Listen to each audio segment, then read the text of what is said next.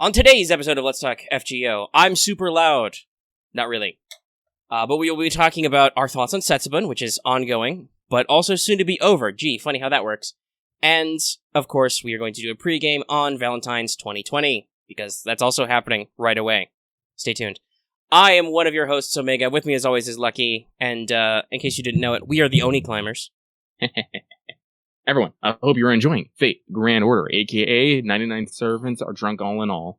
And while we here at Studio Omega like to bring you the latest in FGO-related news and memes, we will be talking about current and future events for the JP and EM version of the game, so anyone not wanting spoilers should not be a monster and keep their Valentines.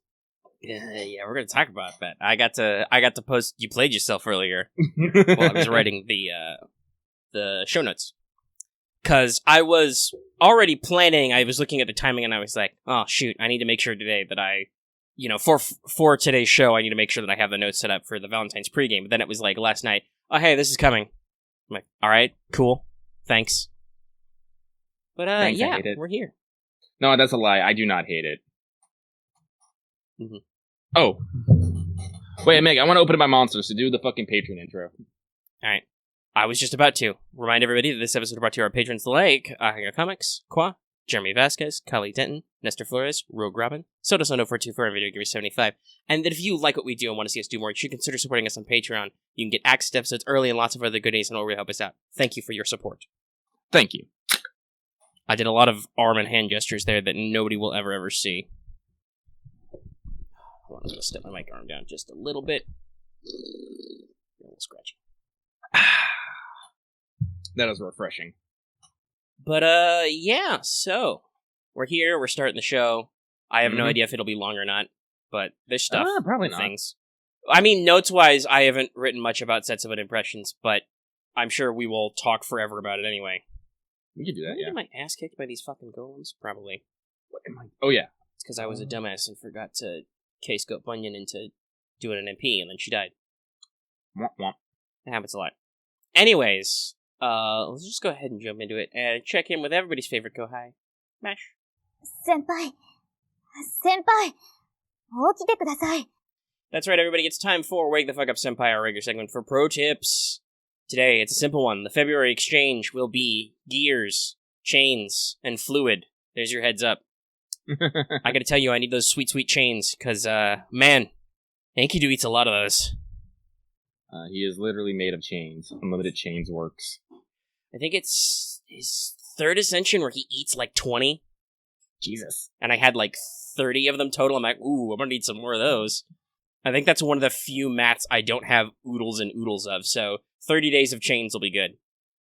But, I guess it's time to go ahead and, speaking of that, to move on to Records from the Throne, our regular achievement topic. Guess what? Protected Enkidu's smile. He came out of the doghouse and got fed XPs. Because he's very useful. And so, I have a story about some rolls. As you may know, I, Omega no Oni, am a Tomoe aficionado. So, obviously, I've talked about this, I was planning on rolling for the Setsubuns. So, rolled for Tomoe with quartz, real rolls, did about 6 total, and my prediction came through, and I got a golden and a mama. Actually, I got Raiko on tickets, but from the event. And I was just like, I'll throw a ticket. God damn it. Oh, and also a Fion jumped along for the ride, so that was great. But monthly tickets, bless. I spent 3 of them and did get Tomoe. I just had to wait for her to show up in the foreground to get her, I guess. So that's cool. Go me. I have even more servants. That's another thing. Like, you're like, you're so lucky. I'm like, I don't know, though. I wasn't aiming to roll these, and now I have, like, 3 more people when I wanted just 1 to feed. Like... This is like when you talk about how everybody's like, oh, you should just use all these servants you have. You're like, do you see how many I have? I can't level them all. I'm like, fuck, dude. Now I have so much extra work to do. My Lobo is still level 1. Actually, hang on a second. I'm curious. Fuck. Do I not have a... shit. Usually I can tell how many servants I have max leveled by looking at my Palaginius. But I think I don't have enough money to get all the SSRs in there, so my number is off. Or wait, maybe I do. Hang on. Maybe I'm just being dumb. That is entirely possible. Lucky has been known to be a fucking idiot. It happens. Oh no, but I was, earlier, when I read the notes, I was all like, I was talking to Omega and, just like pregame, and it's all like, I look at this and I'm wondering, why am I the one called lucky out of this duo? I am concerned. Cosmic irony. Usually you are the one bragging way more about rolling servants, though. Yeah, but that's only... That's because I only roll more and I spend so much. Okay, wait, no, I have 20 million. Okay, so that should be my proper number. Okay, so, yeah, so I think I have, let's see. Is there even going to be another Avenger in the tower? Do I need to put BB in the hot springs? Probably not. Yeah, so I have 106 for my Palingenesis, and I know I have Tomacat and Tomamo at 100, so they ain't gonna fucking count. So yeah, I have 108 max level servants, and I have 170 servants. That's a pretty good number. There's 198 servants total. Damn. So your correction is pretty complete. Sorry, I'm bad at talking because I'm trying to figure out how to fill my hot springs. Okay. Got it. Figured it. Well, since we're having this talk, let me go ahead and pop on out to the Yonder Da Vinci shop and look at it. I've just spent all my EXPs, so my inventory will be correct. Oh shit, I need to buy those EXPs too, yeah. Yeah, I already spent all those. I have 60 available for Palingenesis, and only... Wait, no. Mordred and Ishtar both 100, so that's 2 off there, so that's 62 max levels. And what's my servant total? Sorry, I gotta do a little bit of loading. Don't worry, audience, all the awkward silences will edit out. I'm pretty sure I spent like $4,000 on this game over these past several years. If not more. Yeah, I'm only in triple digits. I've definitely crossed the triple digit line, though. Like, I've already set aside, like, I'm probably gonna, like, because as people should know, Lucky does have a full-time job now at $13.50 an hour, which is the minimum wage, but you know what, whatever, it's fucking $13.50 an hour. Like, I am setting aside money to buy new computer parts, but I'm also probably setting aside $160 so I can roll for fucking my Sith daughter. I have 128 servants, about half of which are max leveling. Also, it's ironic. I busted my balls to get Melt and Drake up to max level. I haven't hardly used them at all in this event. But we'll talk about how weird I feel about Setsubad later. Yeah. By the way, for Lucky's side of the records, Lucky didn't particularly want anything of the banner. I would have appreciated a golden. I threw tickets and whatever like kind of quartz I had hanging around at it. Didn't get them. Not too fussed about it. I am a little sad though. I said I'm not actually dipping into my wallet because, as I said, Sith Daughter is coming up, and I still don't know how I feel about Semiramis. Also, that's true. Rogue Robin did point something else out. You are NP5 level 1 Arturia. Yeah. I don't have that many NP levels on any of my SSRs. I'm also NP5 John. Well, as I said, this is like $4,000+ of investment into this game. But yes, so again, I'm gonna say I don't regret that. I enjoy supporting this game. I'm gonna get 2 more chains out of this floor. But yeah, so let's go ahead and move on. We don't have any Elder Worlds Evil or anything. It's fine. And let's just ask the question: did you finish your master missions? You better have, because otherwise you're not playing Setsubun. Yeah. Because it's pretty easy. Y'all need to defeat 30 enemies, not servants or bosses. Defeat 15 enemies with the Heaven attribute. Defeat 15 enemies with the Earth attribute. Defeat 15 demonic enemies. Complete 5 quests and complete 10 quests. So, do that fucking tower, nerd. Actually, I think it's by floor 23 you'll actually have completed them all. Yeah, it was ridiculously easy. Yeah. So let's move into the news.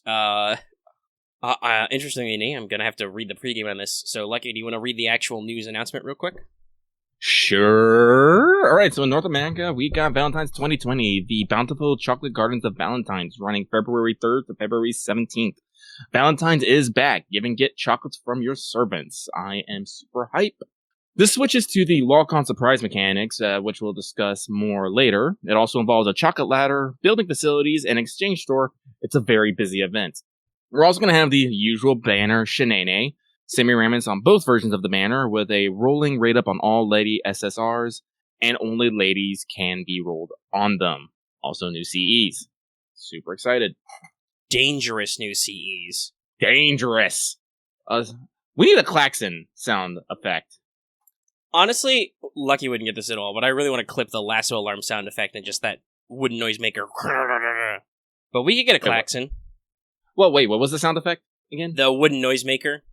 the lasso alarm, but apparently nobody on the internet's isolated that. So I'll figure out like a wooden noisemaker sound. Lasso alarm. And now I gotta look that up. Hang on.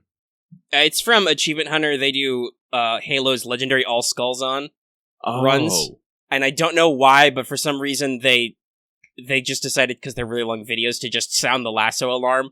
And somebody sent them, because people are sending Achievement Hunter things constantly. I can't wait till we have a P.O. box and people just send us random crap.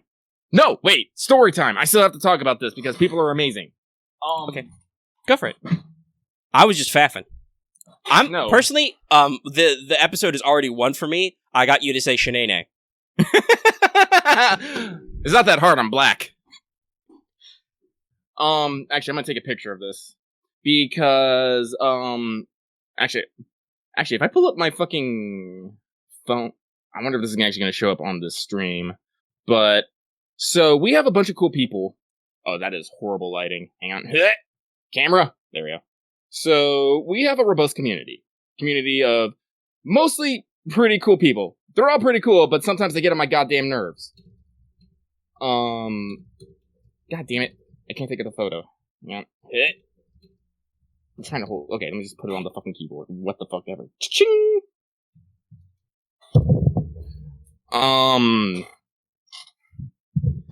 And they like, as I said, everyone likes to hang out, talk, have a good time, and, you know, people go to cons and events, they tell us, and, you know, they usually share, like, you know, what works they got, take pictures and stuff, you know, inform people, like, hey, I got this thing. And Lucky being Lucky, and being the selfish boy he is, and usually like, what the fuck? Why can't I have that? Gimme.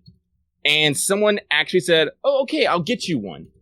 I haven't actually asked if I can, like, out them on air. But, so, someone based, Omega says he's a Tome aficionado. I am just a aficionado of women, unfortunately. That's the best way I can say it. Like, I'm pretty sure I can pare it down, but it'd still be a very long list. So I just have to use the general rule. But where's Patreon chat?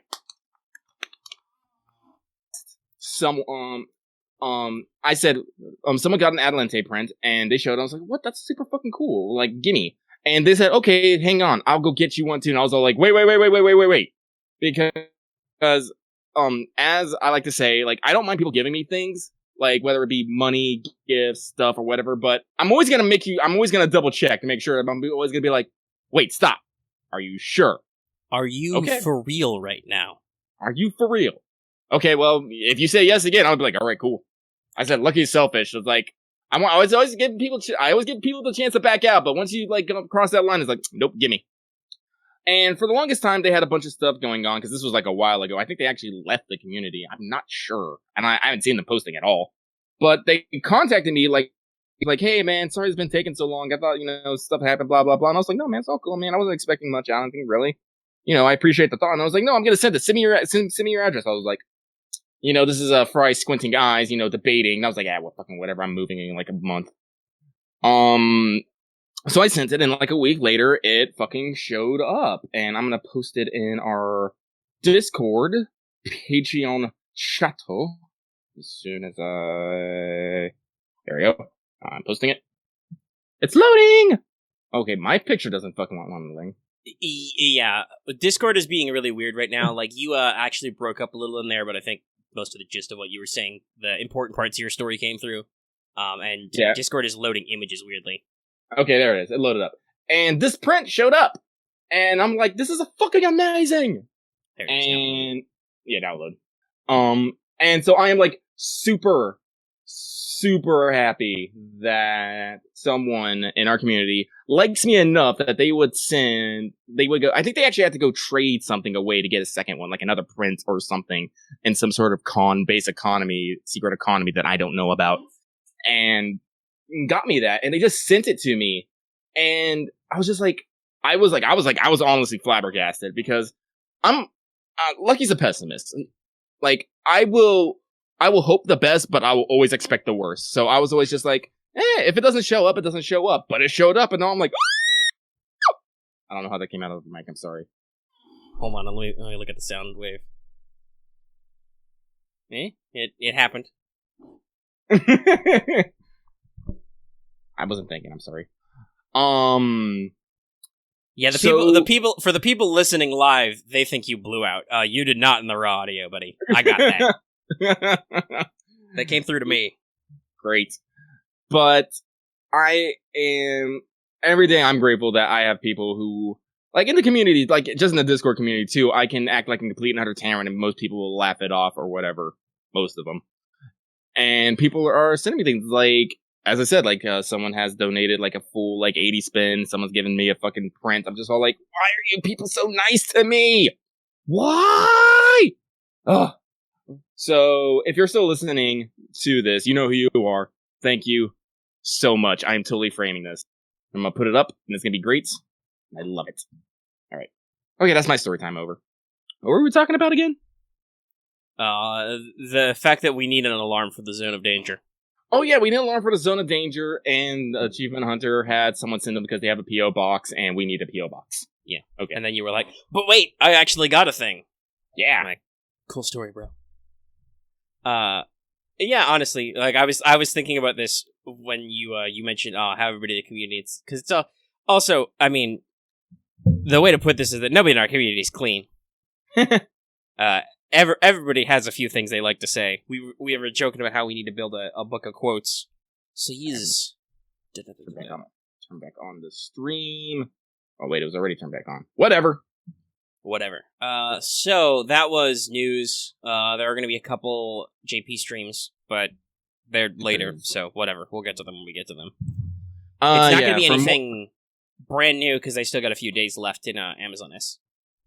Well, let's see here. We got one live in 97 minutes as of the time of recording, and I believe it's going to be the variety show where, you know, they just have a couple of the VAs come on, you know. Yeah, I do appreciate that they seem to be, at least on like YouTube and stuff, splitting those up into separate video files. That's handy. Yeah, so it'll probably be the VAs. They'll probably play guessing games. Apparently, that's going to be super late, though, yeah. That's too late to do the show. Only a couple days ago, they actually had a stream for Fate's, 20th anniversary, and they had a bunch of the original VAs up there being dorks and awesome. I can't remember Sakura's VA, but Yu Asakawa was all over her, and I was like, yes, this is excellent. But yeah, so we have the first one, which is the variety show, going live in 96 minutes as per YouTube, and the other one, which might actually be actual game news, goes live in 5 hours.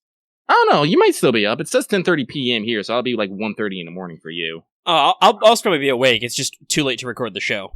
And we'll have to see how long Variety Hour is, because I'll be honest, sometimes the timing of their streams are hit and miss. Some of them go by fast, some of them go by slow, some of them are at like 5 a.m. for me. This one seems like it's going to be an okay hour, so I'll probably be up doing stuff, doing things, garden towers. Maybe we will. I don't know. I don't know if at 1 a.m. in the morning I'm going to be okay with dealing with you people. Check. Oh my god! What happened? I just saw Ibaraki's room. Well, that's as good a time as any to move into Setsubun impressions in Chaldea Free Talk, because, man, this is an event. This is a great event, except for the mechanics. Okay, so yeah, let's just begin at the end. So, Setsubun's cool. It's a cool concept. I don't mind it. The stuff going on is alright. And my god, the writing. Oh my. It's the usual Type Moon comedic event stuff. But, oh man. 6 days is not enough time to do 200 floors. I mean, not in a comfortable way, I think is the best way somebody put it before we started rolling. Yeah. It's just, I'm doing like 40 a day, and I am doing nothing else in my day because I cannot, well, I mean, like, I'm doing other stuff because I'm not literally doing nothing but playing FGO, but like, it's hard for me to focus on doing other stuff and not at least attempt to keep clearing floors, at least until I got to floor 140 yesterday. Back up. Just back the hell up! Yeah, exactly. Oh, you haven't even gotten to the weirdest part yet. Shh. Well, no, you keep talking. I need to enjoy this. Yeah, you enjoy it. But just the special team effect, special party, that's cool. Working without supports, that's neat. Kind of the cooldowns rewarding you for having a lot of people. And man, I have used a lot of underutilized servants. I'm using boys and girls I have not called up since, the launch year, the olden days. But oh man, it's just so slow. Like every single fucking floor, it's like, oh well, now we're in a completely different class. I have to pull everybody out because they're tired, at least minimum. Then I got to put new people back in. Then I got to slap new CEs on them, and then we actually got to start. We got to do the fight, and sometimes you fuck up. I at least appreciate that servants don't get tired if you lose the fight. That's cool. Yeah. Otherwise, this would super suck. Oh my god, Ibaraki. Yeah, it's great, but it's just. The mechanics are really just slowing you down, and for an event that is short time frame and it's about achievement, that's not good. It's too slow. And I don't like it. It upsets me. It upsets me more than it should, but it does. So we're we've been talking about communities, and people's like, yeah, I made it floor 100 in like a day, and like some people say, yeah, I made it to like 400 in a couple days. Other people say, yeah, I was knocking out 30 to 40 floors a day, and I'm like, how? I can't even. So, like, for me, on my part, I can make a bit of excuse that I work a full-time job, which doesn't allow me to play games, like, constantly. I am super jealous of people who have jobs where they can sit at a desk and have their phone on and play games and still get their work done. I'm just like, what? How? I see you sipping there, Vesper. And, like, other people, like, I don't know. Like, I don't know their mad magic. Yeah, I think some people have jobs where clearly they get a couple of days hardcore on and a couple of days off. Like, I think we caught esteemed member of the community, Panda, on, like, a weekend, because they got done very fast, but I know from experience from you guys, like, monster hunting together sometimes, that Panda is sometimes just slam busy on certain days, so maybe it's just a timing thing. For me, it's just like, yeah, I don't have to do a lot besides, manage channel stuff, and there was a little bit of that, a little bit of editing here, a little bit of assembly there, but also it's just, like, and I got distracted by other stuff.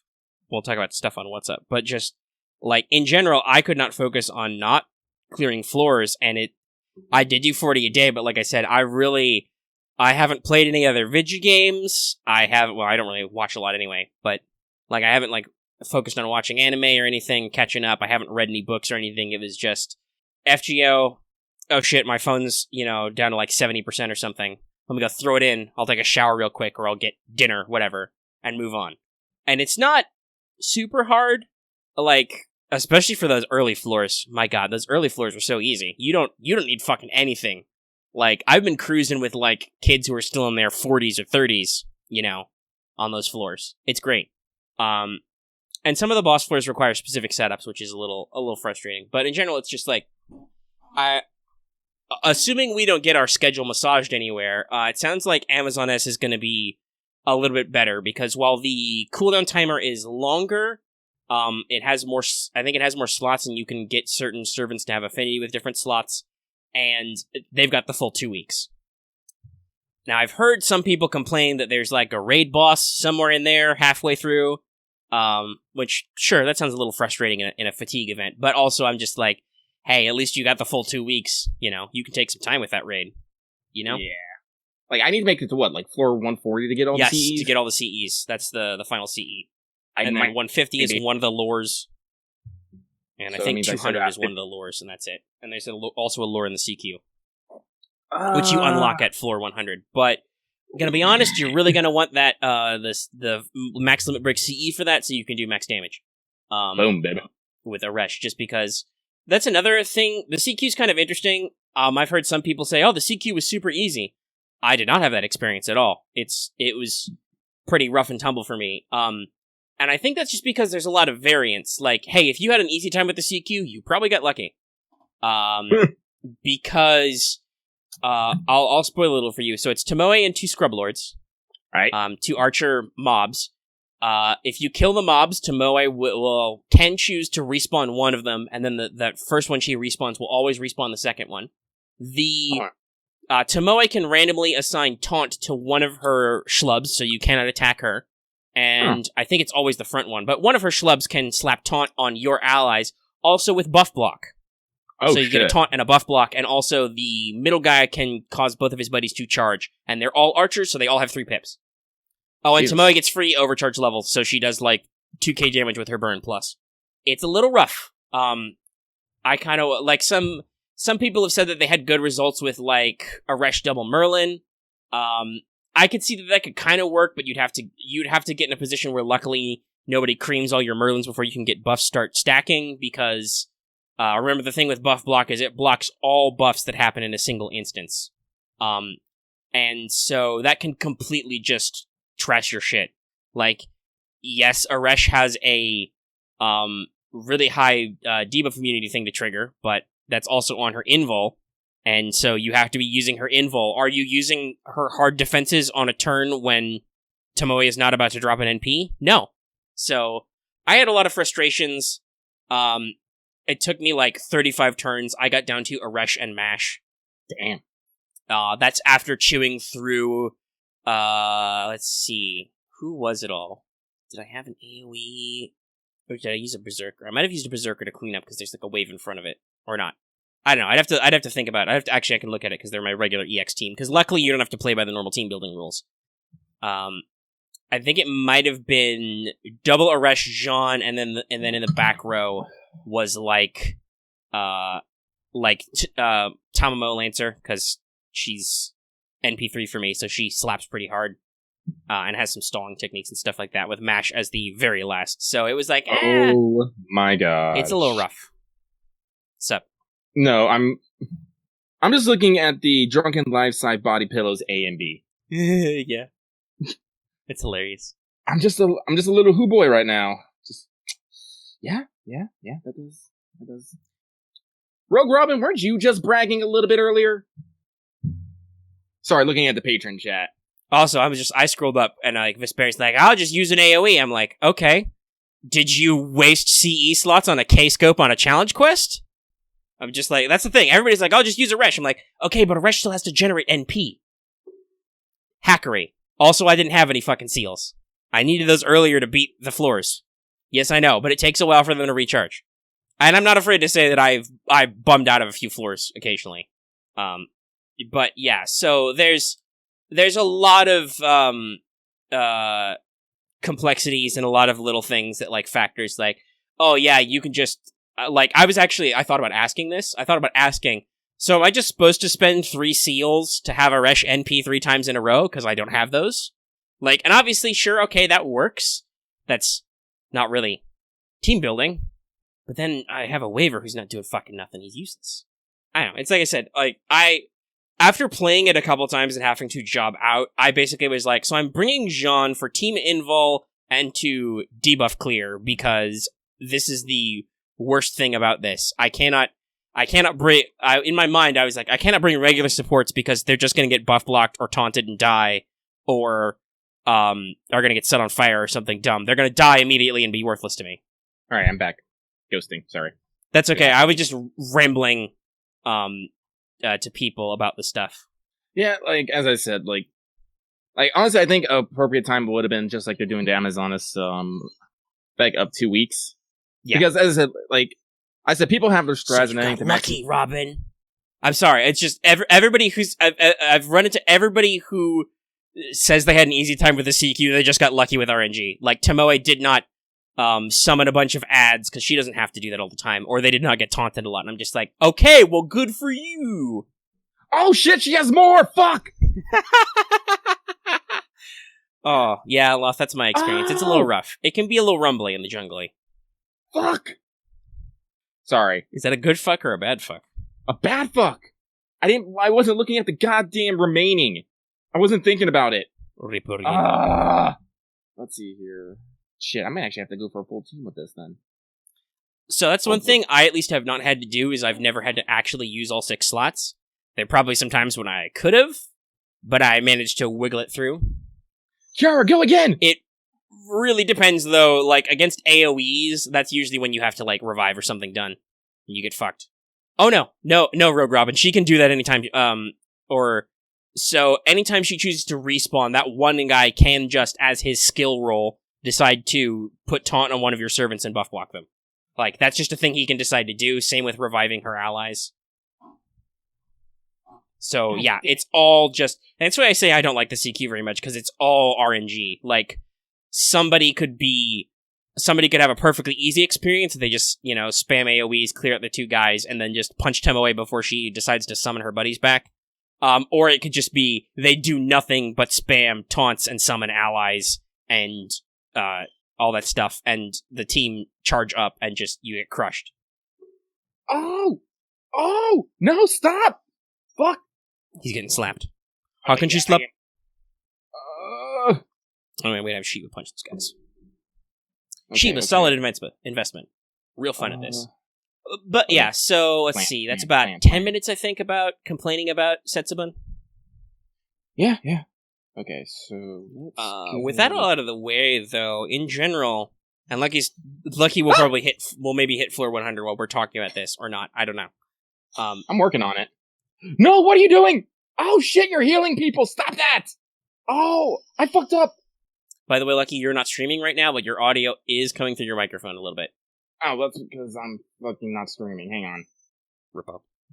But while Lucky resets that, so I have a couple of other notes though. The first one was fog time, because that's great. I just love the idea that yes, I call this fog time. It's all the latest. Okay. Honestly, Lucky even reported it. There's a lot of just okay in this event. Yeah. You're just climbing this tower, you get to a floor, and you're just like, all right, what's happening here? I think is it floor 80 where the Chaldea kitchen has basically decamped? Yeah. And you're just like, okay, cool guys, but we gotta go. And they're like, no, I will fight you. You must eat. Really? Okay, fine. I guess we'll fucking fight then. Jesus. Well, I'm totally seeing, once you hit, what was it, floor, 30 or 40, this is definitely something aimed at Tomoe. And, I don't know what the full result is, but, yeah, definitely seems like... I appreciate that, though, because Tomoe was obviously a heroic swordmaster in Shimosa, so she had no characterization whatsoever. Mm-hmm. Son of a fucking bitch. Ah, how did they take out my Abby? I don't know. They do. You look away for 1 second and they got you. They did. Oh, that was a great floor. The Kiyohime the pen pals IRL meetup. It has been confirmed a lot of times that Tamamo, Kiyohime, and Soka Hime used to be pen pals. They're net friends. Mm-hmm. And Kiyo is just crazy the whole time, and Hime is just a shut-in. She fucking hides under the kotatsu, I think, and texts Tamamo "Quick, cover for me. I need to do my makeup." And Tamamo's like, "You're right here." I'm sure that's a meme somewhere. Just you're right here. The fuck.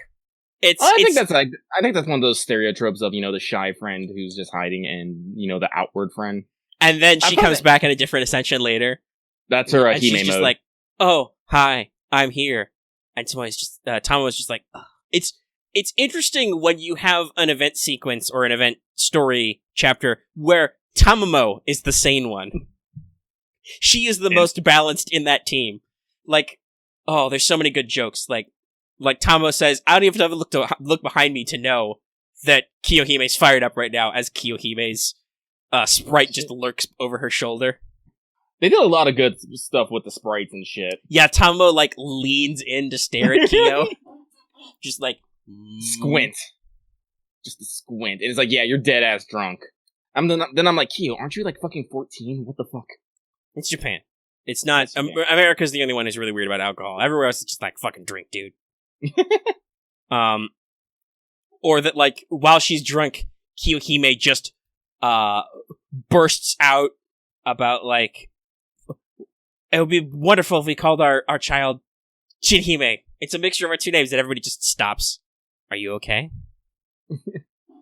Yeah, with Axe. Stop projecting about her. Projecting. Quiet, disappointed Axe. Not inhale Axe, just quiet Axe. Serenity's cute. Also incredibly useful this event. Holy shit. My main assassin team right now is... No, that's. I think that's still a little too loud. There's an exclamation point in there. Yeah. My main assassin setup though is Serenity Hassan and Abs Hassan, 100 personas. There we go. And then Kiritsugu, and just go arts assassin. But man, though, that is true, Law. It is quieter than the other one. But I don't know if it's quite to Lucky's level of just Axe. Oh, Axie boy. Oh, speaking of fucking Abs Hassan, though, the fucking scene where it's the children and 100 Faces is all all right, everyone sit in the circle. We'll all scrub each other's backs. And then there's just another, like, little Hassan. I was just like, excuse me, who is this small Hassan? That's just one of 100%'s extra faces. Just there, being cute. I was like, excuse me. Also, X, I mean, not to just circle back on this, but Akio is also literally crazy. Like, she has madness enhancement. She can't not be crazy. That's like, when you summon Raiko, I didn't realize this was her summon line, where she's like, oh, hey, hi, I'm a saber. Wait, I'm not a saber, I guess? I'm like, okay. You're being a little weird. Raiko's a little weird. Just gonna archers. Yeah. No, die, Shootin', die! I'm not giving up yet! Die, Shootin' Barrage. I'm gonna assemble the Welfare Archers team. Because I want to send Tomoe out, but this is like recommended level 70. I'm like, let's see here. I'm trying to think. Oh, no, this does remind me, though, because I was just thinking about, like, comp. Man, this event, I mean, I admit it's cool that the event you reuses a lot of enemies, like, there's a lot of different Nobus and shit here. But, also, God, man, this really, at least in the first 100 floors, really loves those Onigashima Onis. Son of a bitch! They keep healing! Fuck! I should've just tanked down fucking the Ibaraki first! Hey, I took up both of them. And she's healed again. Whole memes. Wait, does she just summon them? They're not remaining? It's entirely possible. Well, no, I just killed the two. There was only one left, and then she just did, like, she did a skill called Open New, so she just opened up a new one. Oh, fuck, I bet she does, yeah. Oh my god! She just, like, obviously there's some remaining, but yeah, she just unpacks more. She's got enough. Lucky, you don't understand how many body pillows she has. I don't. Oh, and shit. You are a guy shit, with a Shootin', possibly life-size, because she's tiny. Oh my god, Kiara! I think I might win this still. I mean, I'm sad you guys ain't fucking watching right now, because my Kiara just literally did, like, fucking almost 100k of damage straight to this fucking Oni. Does she have a damage CE? Yeah, she does. Yeah, plus 100% damage is a hell of a drug. It is. I am so glad they did do that. I don't know, though, I did post the translation of Summer Ibaraki's profile earlier, and it is hilarious. Apparently she got to be Summer/Water Element because Shootin' did some chiropractic on her. Shootin' rearranged Ibaraki's bones so she became a water type. The Alolan, or Galarian Ibaraki. It would be Alolan because it's Hawaii. I lost because the summoned Shootin'. Apparently, if she still summons the ad, you still have to beat it before you win. Really? God damn it. Alright, well, now I fucking know. Now I'm gonna fucking really bully a fucking Oni. Yeah, go whole hog. Use those golds. Get that story. Fuck. This is always my worst part about this, is on the one hand, I love with only using 3 servants. I love how, you have more than enough cost to equip whatever CEs you like, but also at the same time, I'm like, fuck, wait, what CEs do I want? I'm trying to equip on what now? Honestly, let's see here. An alter ego would be good, but let's see here. Let's bring. Wait, that's BB. I gotta grab the other purple-haired chick. Oh wait, I still got 49 minutes before passion. Fuck. And my Hokusai's only 63 out of 70. Son of a bitch. Fuck it, I'll bring Mel. Where the funk is my Victor from? Yeah, I'm just gonna bring Mel, and I'm gonna put that damage C here on here, and I'm gonna be like, boom. There we go. That'll work. I believe in me. Oh, let's see, but like, here's the thing. I'm very confused right now. I'm hunting through CEs. I'm like, where the fuck is everything? Yeah, there's a lot of CEs. Oh, it's probably select sort. That's right. So it's the very top. Heck, like I said, like the mechanics are like, as I said, I could leave them, but for me, like the shining gold is mostly the hot spring scenes.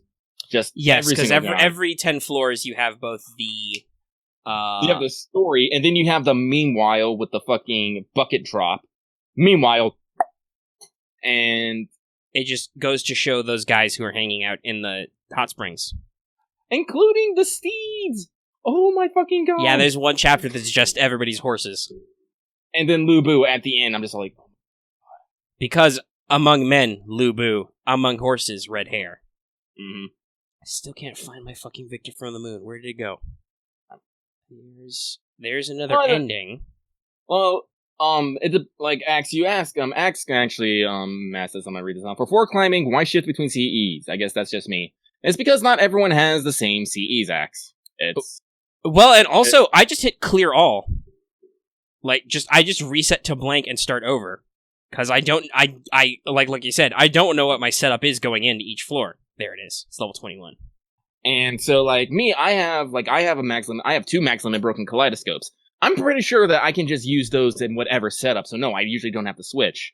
But before that, I was like jumping around a little bit until I got the Oni CE. I'm just gonna make this work, and I'm just gonna roll with it. Yes, the K-scope is a deep-seated helper here. Along with anything. Oh, that reminds me. Lucky, did you look in Helen on Safe for Work? No. What I Okay, miss? you go do that for a sec. Hang on, I'm going. Whoa! Oh my. Yeah, so that was posted earlier. But, yes, K-scopes are a godsend. Also, you know what's a godsend? Because you're using a lot of bronze tier scrub lords anyway. Volumen. Just slap those on that bronze who has a taunt. Go to town. Oh, so much. Hey, Ben K, just stand here and get your ass kicked. For me. Okay, thanks. Bye. There have been a lot of the first 100 floors of just George Martha, because my Martha's not fully leveled, and Blackbeard of all people. Why is it in 4 pieces though? It's too huge. I guess. But yeah, so like I said, CEs is that's just I'm moving fast. I'm trying to cycle everybody out, reset, cycle in, because I don't know about you, but like I don't know what order anybody's going to be in when I put them in, because I don't know what the setup is until I pop open the list, because it's not the same class usually like 2 cells in a row, you know? So you gotta switch up. Like if it was... Oh, even if it was like 5 floors of just, 5 floors of sabers, that'd be easy. That would be the same class every time. Oh, excuse me. What were you saying, Omega? I was just talking about like the floor spread. Oh. Just like if it was like 5 floors of the same class, that'd be different. But this is like it feels like every other different floor is just a completely different class all the time. So it's like, okay, well now I have to completely change my setup, and guess what? Maybe it's a brain space thing, but I just don't recall, like, okay, so those people are in the hot springs, or they're resting right now, so that means that the first archer who will appear is blah-de-blah. I don't know that. So I clear out all, and then I just build the team. So, yeah. We've been slightly derailed by CE stuff. But the hot spring scenes are great. Somebody shouted this out earlier, where Penth is about to freak out because somebody said the word beauty, and then Nero just cannonballs in, yes, I am beautiful. And Penth just sounds like, oh, okay then. Oh, it's you. It's about you. Okay. And isn't like Matahari the one just holding her fucking ears and like, please, someone switch with me? Yes, Matahari's in there and doesn't know what to do. She's stuck with him. And I think it's the very first one, which is all the kings. Oh, yeah. Yeah, Ozzy, it was Ozzy, Gil, Iskander. I want to say there was a couple more. There were at least a couple more. I laugh at the, everyone knew it was gonna fucking happen. Blackbeard, David, and Moriarty, of course, the ultimate crime. They're gonna go fucking peep, but then fucking Fionn and, Tristan, Lancelot and Gwen are like, we should go too, just to keep the lady safe. And both fucking Diarmuid and Bedivere do the zoom in dramatic action. I was like, shit, we gotta stop him. And I'm just like, oh my god. I actually might turn that into one of those long emotes because I took the screenshot of it. Oh, so nice. So I might work on that. Oh shit, I need to do it. No, I'm not gonna do a thumbnail. Fuck you, thumbnail. I'll do that later. I know what I'm gonna do. I'm just gonna do fucking semi-ramus in the middle. I'm gonna put 2 CEs on the other side. Whatever. I got fucking floors to clear. That makes sense. What was last week's thumb? What was last week's thumbnail? That's scrolling. It was... That's right. It was CEO Penth, the Amazon SCE, and Black GRAIL. And then the week before that was Oni dressed in humankind, the special Babylonia one, and Golden. Golden. So yeah, I'm I'm running out of servants, so I gotta start using CEs. I mean, depending on the combo, the 3 slides thing means that we can do some different combos. Yeah. But yes, it's when the events happen a lot, like, when you're doing, like, 3 weeks of build-up to Setsubun, it's like, okay, well, after, like, 2 weeks, we've used everybody. Fuck. What do we do? Panic. But now we have multiple stuff we can draw on, because there's going to be all that Valentine's things. But yeah, I think that's... if you don't have any other particular floors or writing bits you want to shout out... A lot of people have called out Holmes being a scumbag and signing up just so he can drink his favorite wine, because it's not there in Chaldea normally. Real talk, you know me, I'm not a big fan of Holmes, and I really don't think that's particularly scummy. I mean, fucking, you got Gorgon there just to, like, you know, sip air because it's a malevolent. You have... Yeah, Gorgon's that edgelord kid who's just like, oh, the atmosphere here is great. Oh, this tower's super goth. Hokusai's there because she just got some badass paint. Fucking Quetzalcoatl, you know, lawful good goddess, is there because she just wants to have fun and do some lucha and get some new students. Right, Shuten was like, oh, yo dog, I'll build you a ring, and Ketz was like, I'm there. So, everyone's there just having a good time with things that they love, so Holmes going there so he can drink some fucking wine does not seem particularly scummy. And you know me, I don't like fucking Holmes. Honestly, yeah, he's not that obnoxious in the event, he's just like, oh, I've just, you know, I set out to solve a mystery, but at the same time, I could just tell you the answer, but that would be crass. Shuten's built this giant tower, that'd be dumb of me to tell you the story, you gotta climb to the top. Yeah. But also, like, the wine here is great, and then Da Vinci is like, please punch this man and send him home. I like how he exits with a rope out the nearest window. Yeah, Da Vinci gives him a bungee cord and insists. Holmes... Wow, so Holmes wasn't scummy when he basically during the summer event, he busted in on Helena, told her that, you know, everything she said was wrong and she's a fuck, and then just outed? No, this is not scummy Holmes. Well, some people would be like, was Holmes doing that on purpose to put Helena in a bad mood so that Tesla and Edison would stop fighting? Yeah, I don't know. I'm pretty sure that was the point, but also, yeah, Holmes is not what we would call soft or delicate. No. He's just like, yo dog, let me hit you with some truth bombs. But also, some wine bombs. Wine bombs! That's what Ketz screams as she attacks you off the top rope. Flying wine bomb. Anyway, yeah, so with that all out of the way, it's a weirdly cheery event, and also, goddamn, Ibaraki. Just nom-nom-nomming candy. Quahaha. Wahaha. Or, Shuten cuts off her fucking evil laugh and then comes back later. And she's still in the middle of it. Oh, Ibaraki's great. So evil, but also so innocent. She's just like, whatever, dude. I'm gonna do Oni stuff. It's kind of a purity to her evil, you know? Right, she's clearly not a good person, but she's not... It's hard to even call her malicious. She's just like, she's honest to her.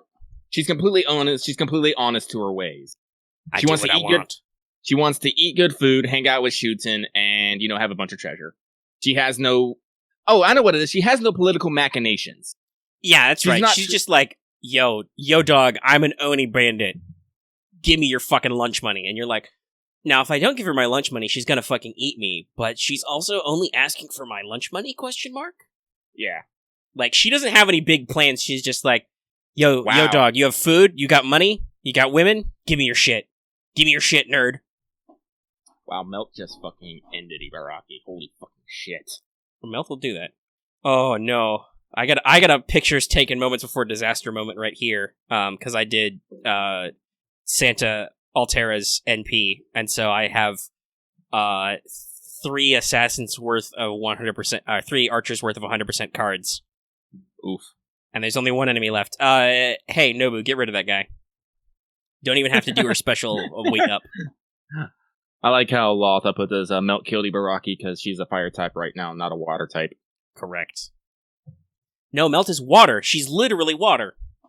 Maybe also steel, but definitely literally water all the time. Literally, that's one of her things. She is part Saraswati. That's right, because it's Saraswati Meltout, the goddess of all that flows. I mean, her Lancer form is just her playing more to certain strengths, like to her Leviathanness. But remember, yes, no, normal Melt's NP is still Saraswati. She's like all water deities, except also being Artemis too. I'm trying to someone just sent me a direct message, and I think their name is different from our community name, so I have no idea who it is, and I'm having a fucking fit here trying to remember. Son of a bitch! Rough. Names are rough. Also, avatars are rough sometimes. People change their profile pics a lot. Oh, and that's what I should do. like, I should try and find their avatar. Melt. But where was I? I think I was trying to wrap up our Setsubun talk, but we're bad at it. I'm trying to think if there's anything. We're bad at rapping. So I haven't actually finished the event, so I can't give like actual super final thoughts. And by the time we come around next week, we're gonna be middle of the fucking Valentine's event. I mean, yeah, if you punch shoot in and get through all those scenes, you'll get most of the story, because there's no, unless it's like at the very end, there's no really more story screens once you have to do the next 100 floors. It's just like extra floors you do for stuff. I should check in with my hot spring real quick. Actually, no. You know what? I should stop playing for a second, actually talk, because I gotta do the pregame anyway. Who is this person? Fuck it, I'm just gonna own up to it. Fair. What are they talking to you about? Is it cool? They just sent me a fucking picture of Banana with fucking her horns going through a bathtub. Well, not a bathtub, but you know those like Japanese like water tin things that are used for jokes that drop on people's head? Oh, that's hilarious. It is hilarious. And I'm just like, this is funny, but I don't know who this is because your name is probably not the name that you use in our community.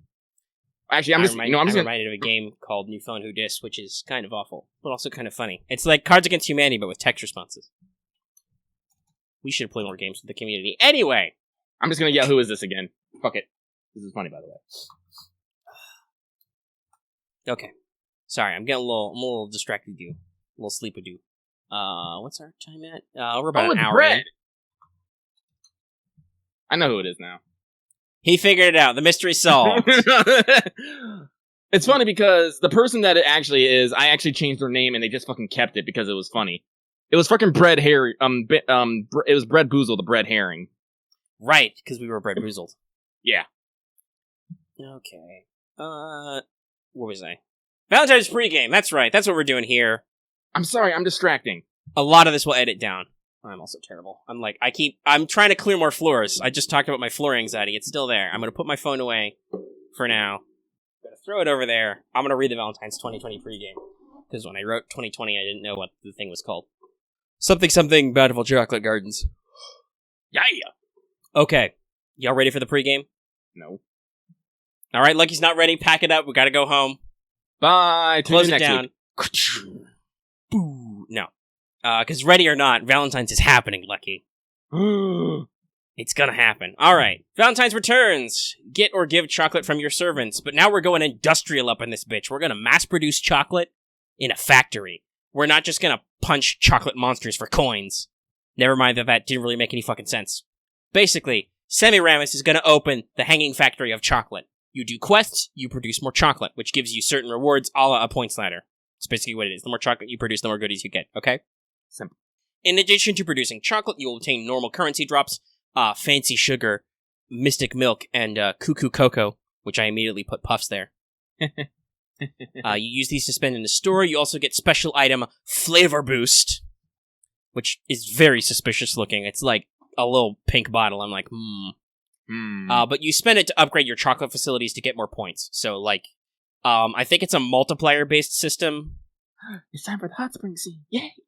So, basically, the more extras you build, some of which for these, I'm not going to spoil them, but some of these are fucking hilarious, the things you can build. But they should drastically increase the amount of chocolate you produce every time you do a quest.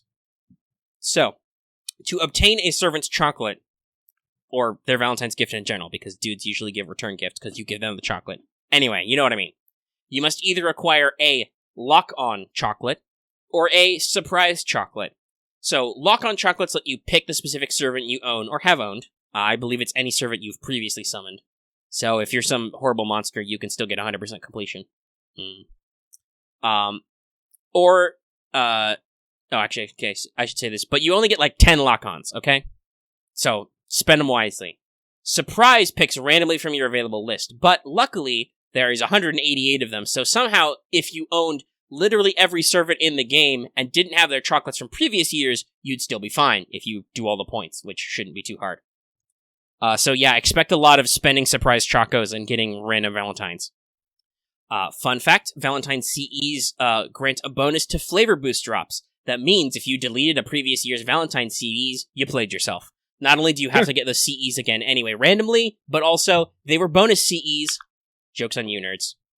Hey! I'm fine. Now, obviously, you don't need to take that many out of storage. I was talking about this earlier. You need, like, enough to equip a whole team so you can get bonus drops, if that. But, still, it's just a funny anecdote. You cannot obtain a servant's Valentines if you have it already. You could sell it to earn it again, but don't because any excess surprise or lock-on chocolates and flavor boosts you have can be sold for QP after the event is over. So, big money. They're arguing about games. I'm listening to I'm listening to these fucking swordsmen and spearmonk, I guess, talk about fucking Oni in a serious manner. I'm like, when's the fucking joke gonna come? I know it's gonna come. You know it'll be there. Yeah, it's gonna be there. But I'm enjoying the series. So save your any excess surprises or lock-ons or whatever or flavor boosts. Like I said, QP, big QP. Now here's the interesting thing: there's only one real story battle, and that's at the end. The rest of the main quests are just scenes you see when you build new upgrades. At the end, you will have to fight a chocolate Semiramis, but she's pretty weak. She has like 100k HP. It's fucking nothing.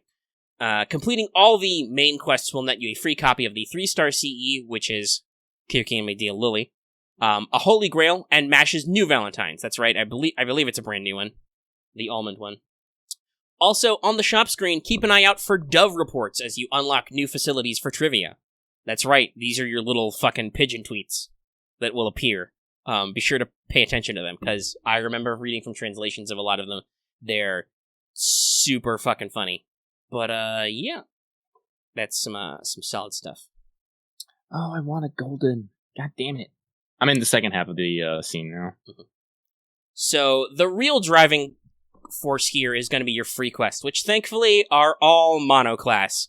That's right, everybody. We're keeping it up. Monoclass nodes. Your basic tier is called part-time, which goes through the usual beginner, intermediate, etc. They have a variety of drops, but the real work is done in full-time quests. That's right. FGO is telling you to get a full-time job. Basically, they are tiered, so the full-time quest white drops sugar and the least amount of chocolates. The full-time quest gray drops milk and the median amount of chocolate. Full-time quest black offers cocoa drops and the most chocolate, like 700 chocolate base per run. All of them can drop flavor boosts. The amount of chocolate is similar, but the amount of currency should increase as time goes by, so basically every couple of days they cycle out to a new class and a new node. The final set lasts basically the whole back half of the event, the whole last week, and it is Saber, Berserker, Rider in that order. So everybody, if you don't have a foreigner, hope your friends do, and if you do have a foreigner, put them on your all slot, because your friends are going to want that action. So, currency can be spent to obtain the usual foes, EXPs, and QPs, but also items such as Magatamas, medals, fangs, lanugo, scarabs, serpent gems, shells, divine wine, lamps, homunculi, octuplet crystals, and 4 copies of the shop CE, which improves flavor boost drops. Yes, you still have to get a fucking CE drop. Also, as usual, the corresponding level of banner CE improves drops, so the 3-star improves bronze drops, the 4-star silver, etc. Now, points. The points ladder of how much chocolate you produce. Because this is not a metaphor for exploitation of third world countries at all. Gotta get those quotas, gringo. So, points gives you the chocos you need, obviously. Like I said, there's like 10 lock-ons and 188 surprise. If you're curious where that number comes from, there's 198 servants. Well, it'll be 199 when Semiramis comes out, but you can get hers for free by doing the main quest. Honestly, I double-checked. The articles are unsure if you can only get it if you have her, or if it's like how Mashes used to be and you just get it. I'm not sure. I'm super excited for her precious chocolate! Yeah, there's going to be a lot of fun chocolates. I think a Rush is going to be one of the ones I save a lock on for, just so I can get it right away.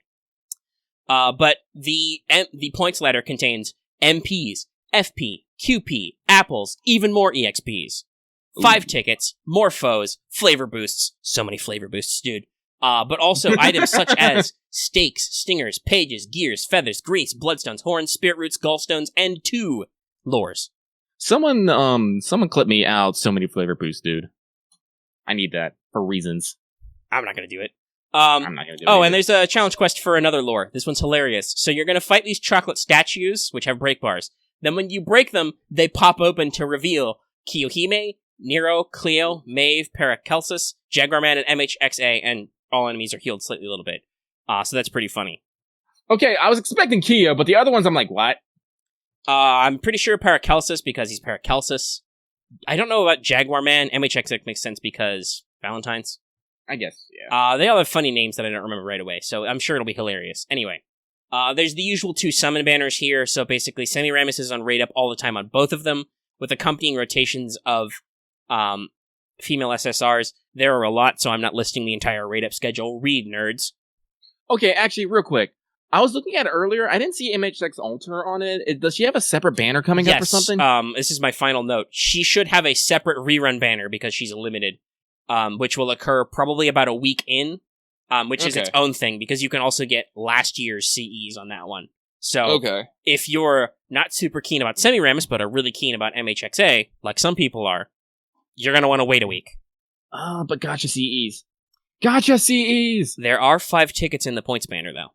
That is true. I got 5. And you know what? I'm not going to spend any more. I'll wait. Yeah, I spent 3 for Tomoe. I could spend 2 more trying to get an Ibaraki. I'm just going to let it ride. So only female servants can be summoned on these banners, period. And female story locks will appear. That's how I got spooked by Maeve last year. And yes, it was a spook. It was not her raid up day. The new CEs will appear across both banners. Also, fun fact, Semiramis gets like 200% attack during this event. Which I think is a bad move because that's going to make people think she's really strong, and she's only okay-ish. But yeah, so they want you to use your Semiramis, if you have one. And I already knew at that point that MHX banner should be on rerun as its own banner with last year's CEs, shortly after the first couple. And that's basically it. It's a little complex to follow, because some stuff isn't explained super well. But hopefully once you see it and get in there, it should be pretty easy to follow. Just basically, the primary thing is you're going to want to farm flavor boosts so you can buy upgrades, so you can obviously work through the story more, so you can get all that stuff. Because remember, there's a Holy Grail in here. And then just the more facilities you build, the more upgrades you get, the more chocolate you will create, and thus the faster you will climb that points ladder and get all your fun, cool goodies. I don't know, the Grail could be filled with chocolate. That's probably going to be the thing at the end. It's going to be like, oh no, we were making chocolate out of the Holy Grail the whole time, and it's gone horribly wrong. Who could have guessed? And I'm like, me, I could have guessed. I've been doing this for nearly 3 years, I guessed. Hey, well, if someone could give you a Grail full of fucking alcohol, someone can give you a Grail full of chocolate. 99 Grails of chocolate on the wall? Actually, I don't know. I don't know what our maximum number of Grails is right now. I can't do an exact. I suppose I could do a back, but it would be a back math count because I've spent several of them. Oh, as long as they keep growing in. Also, I should since somebody mentioned Solomon, even though that person's not even listening live, but they mentioned the Solomons. You do have to have cleared the final Time Temple Solomon to do the CQ, like all the other CQs for your double bonus spare lore. And yeah, so that's Valentine's 2020. Seems like it's gonna be fun. I feel like a Grail chocolate would be a really dark chocolate. I'm saying nothing. But I bet it would be pretty dark because the stuff that comes out of Grails is dark. Hey, speaking of stuff that comes out of Grails. Oh shit, my phone's dying! That wasn't actually on point. Lucky just did a little improv there. That's a yes and. But I think that's everything to talk about Valentine's, basically. So that means that at an hour and 10 minutes in, it's time to talk about Babylonia. Come on. Charge, damn it. I don't know. Son of a bitch, come. Let's reverse it. Reverse. Okay, there we go. Or is this an Uno thing? Reverse card. Reverse card, yeah. Lucky has ghosted once so far. Neato. You probably didn't actually notice because Omega did not stop. No. Lucky is usually ghosted into while I've been talking this time, yes, just rambling on. Anywhooms, where was I? Oh yeah, we're gonna talk about Babylonia. Yep. So as usual, blah blah blah. If you haven't watched, whatever, it's been like a week. You're fine. So we have time codes now, and lo and behold, people have stopped complaining about time codes. Yes, I belong a little there. I did a big sweeping gesture, but I'm sleepy. I had Pop-Tarts for dinner. Okay. I probably should have saved one of my Red Baron deep dish pizzas, but I didn't, because why would I save that? Anyway, Babylonia. So, cold open is generally just some Anna Gorgon backstory stuff.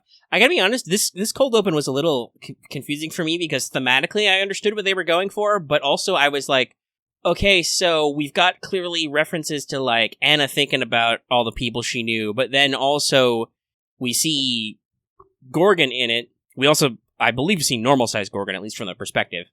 So she can be regular-sized. And actually, I think, now that I think about this, Gorgon as Tiamat doesn't have legs, right? She's just Snake all the way down? Yeah, she's just Snake all the way down. Yeah, and the cold open, Gorgon appears as our summonable Gorgon with, legs and smaller tail. But we get to see, we see Setheno and Urale, and some people have been like, aren't they exactly the same? Yes, actually. In the original, I think it's Hollow Ataraxia and stuff, they are literally mirrors.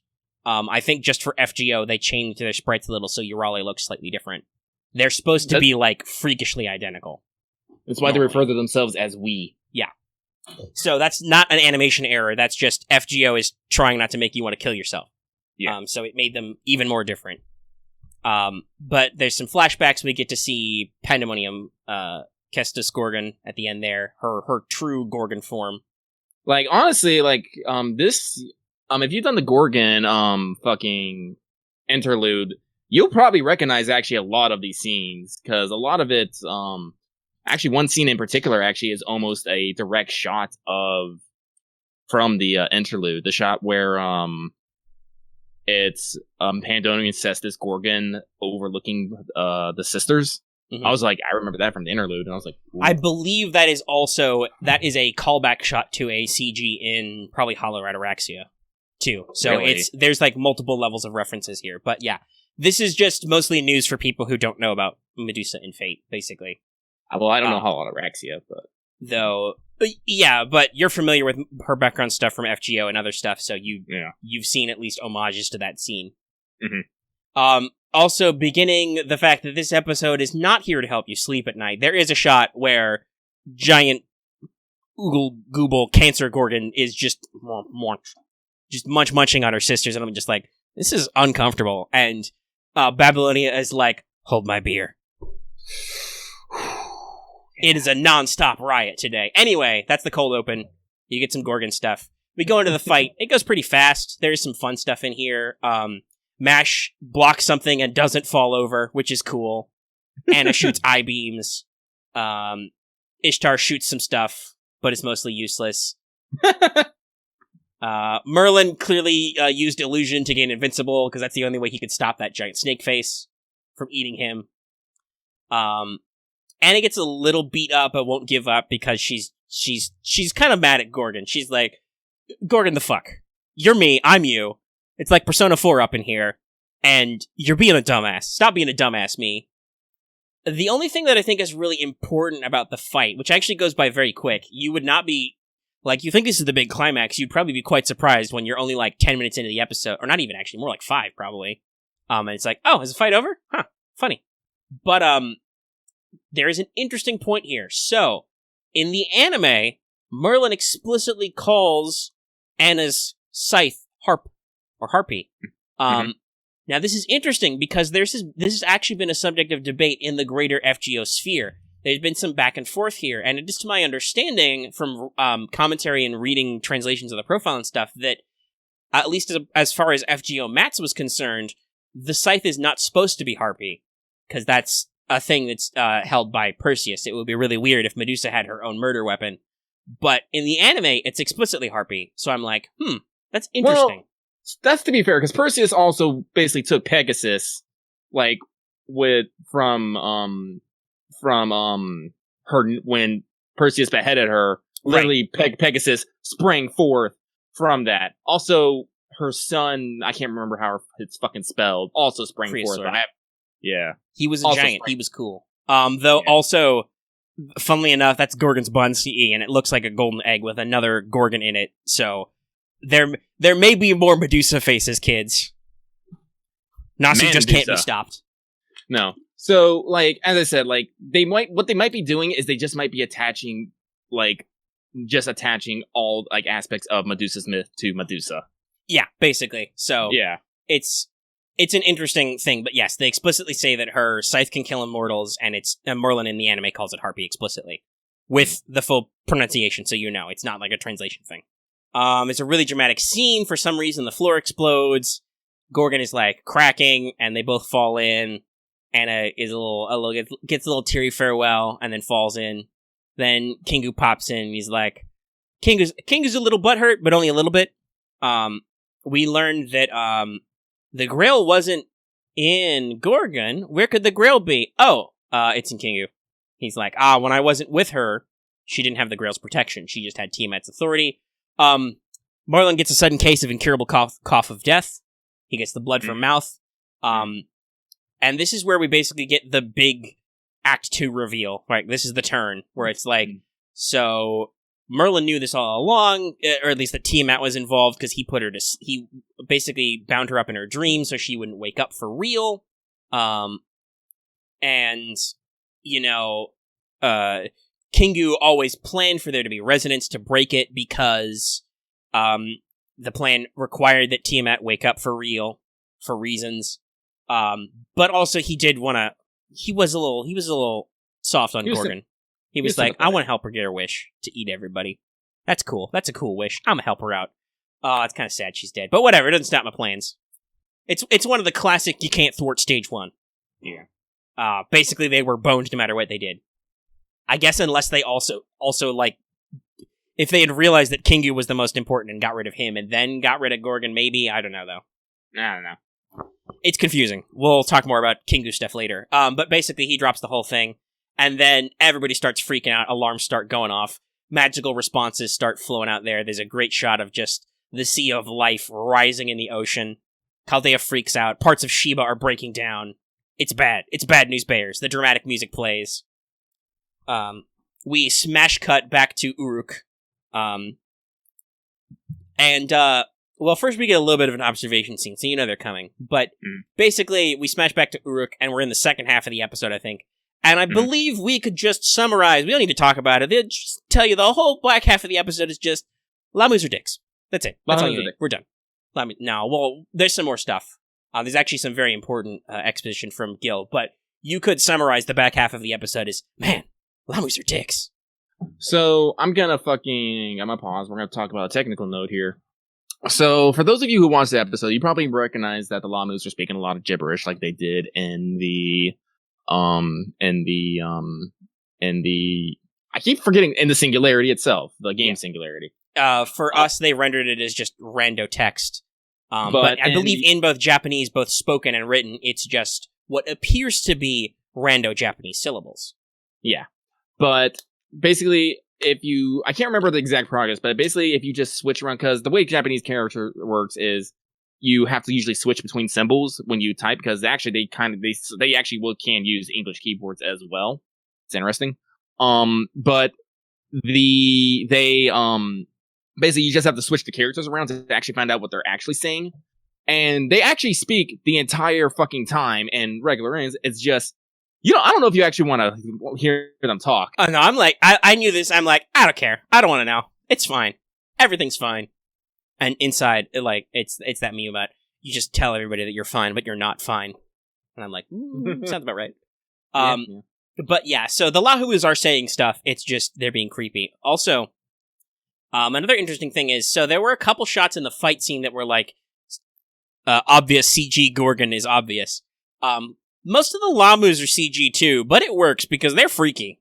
Yeah, they seem a little shiny, They're a little too shiny, but it works for them because they're just they're just so weird. Like, it was one thing to see their sprites, and both story sprites and game sprites. It's another thing to see them fully animated in motion.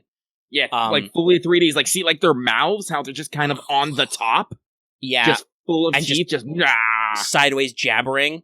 Or Ketz kicks one of them that's about to, like, fight Mash or something, and it just, like, twists itself back up so it stands up, and I'm just like, ooh. Like, why you do this? And it just, like, blah, blah, blah. And the Lamus are just huge assholes, and nobody likes them. They have no friends. So, there is an important speech by Merlin before he... Now, note he doesn't servant die, he fades into flowers, because technically he's an illusion. Mm-hmm. Which I think is super important. But he gives you the big dramatic warning, which is like, tell King Gilgamesh that a really, really long speech about all the things Tiamat is, basically, because there's a lot, fuck. Beast is coming! Beast, bleh, bleh. And he fades into flowers. And at this point, I believe we get our only shot of Femme Fatale, I think, in the episode, right? No! Wait. Is there one at the end?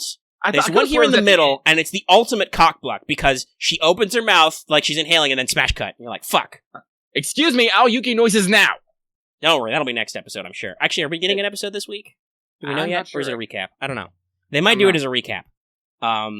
Even though that's a super big cliffhanger the way this one ends. But anyway, yeah, so it's basically Tiamat's waking up, it's bad news. We have a little powwow with King Gil after some stuff happened. Where at first he's like, he gives his big speech, which is like, okay, we're gonna last about 2 days. Listen, y'all, you don't have to stay here. Like, if you want to stay here and fight, that's cool. If you don't, take your family. Get the fuck out of here. Run. Go north. Get out of here. You be aight. King Gil says it's fine. But Chaldea's here and they're like, nah, dude, we're gonna fucking fight. I'm gonna fight them. Mostly because they're huge assholes. Though, this is an important thing. In the actual fight in Uruk, we get to see, the Master is not useless in combat. Before we've seen him do healing and reinforcement, I think this is the first time in this episode we explicitly see him do Gander. Yep. So he has offensive spells. They're fucking useless against the Lamus, but he can shoot finger guns just like Ishtar. Well, you gotta remember, like, basically, like, most dramatic shots of the Master usually has it showing off his command seals. Yeah. Because that's, like, his thing. And that's what makes me wonder. He still got 2 command seals left. I wonder what he's gonna fucking use them. Probably at some point. We'll see. Gonna say something edgy and badass when he does? Because theoretically, Chaldea can repair your command seals. Because I'm pretty sure in the Solomon cold open in the London one, he's down all 3. Yeah. So clearly he had to do a restore on the boss. Yeah. I think I might have in London. Anyway. So we have our powwow with Gil, and we get some very important exposition here. This is like critical to FGO as a franchise, this scene. Because Gil tells you about some beasts. He talks about their evils of humanity.